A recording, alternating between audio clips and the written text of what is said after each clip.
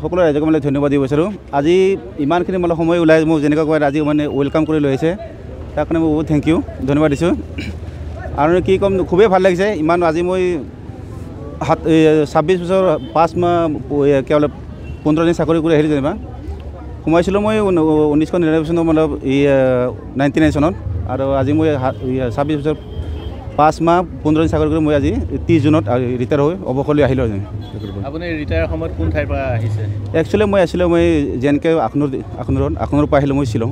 কিন্তু শ্বিলংটো আমাৰ মানে চাকৰি আছাম ৰিজনৰ মেইন ঘৰ লিখা, তাৰ পৰাই সোমাব লাগে, তাৰ পৰাই ওলাই আহিব লাগে। গোটেই লাষ্ট টাইমত ডকুমেণ্ট তাৰ পৰাই মানে ক্লজ কৰি ওলাই আহিব লাগে। তাৰ পৰাই শেষত কি ক'ম, লাষ্ট মোৰ গোটেই ভাল লাগিছে, বহুতেই ভাল লাগিছে, বহুতেই খুচি। আৰু মই ভবাও নাছিলোঁ যে মোক এনেকুৱাকৈ আজি মই গোটেই গাঁওবাসী ৰাইজে মানে ৱেলকাম কৰিব বুলি ভবা নাছিলোঁ। বহুত সুখী, মই বহুত মন্ত্ৰত বহুত দুখ পাইছোঁ, বহুত ভাল লাগিছে। ক্ষেত্ৰত মই লাষ্টত সুবিধাৰ হৈ আছোঁ।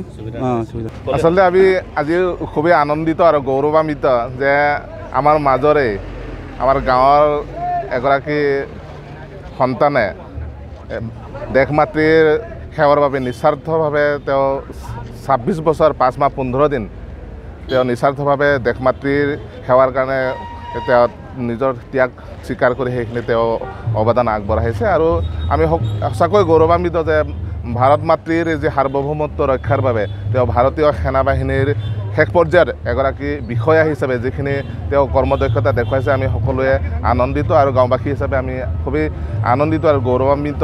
আৰু আটাইতকৈ ডাঙৰ কথা হ'ল যে সদ্য সমাপ্ত যি পাকিস্তানৰ বিৰুদ্ধে ভাৰতে যি অপাৰেশ্যন সিন্দুৰ, এই অপাৰেশ্যন সিন্দুৰত আমাৰ সুবেদাৰ শান্তি কুমাৰ বসুমতাৰীয়ে সন্মুখৰ পৰা তেওঁ নেতৃত্ব দিছিল আৰু সেই সমৰত তেওঁ অৱতীৰ্ণ হৈছিল। আৰু সেইকাৰণে আমি অতিকৈ উল্লাসিত আৰু আনন্দিত। তেওঁ এই সদ্য সমাপ্ত যি ভাৰত পাকিস্তানৰ যুদ্ধ, সেই যুদ্ধটো তেওঁ মানে নেতৃত্ব দি দেশ মাতৃৰ যি সাৰ্বভৌমত্ব ৰক্ষাৰ কাৰণে তেখেতে অশুভাৰম্ভ কৰিলে, তাৰ কাৰণে আমি সঁচাকৈ গৌৰৱান্বিত।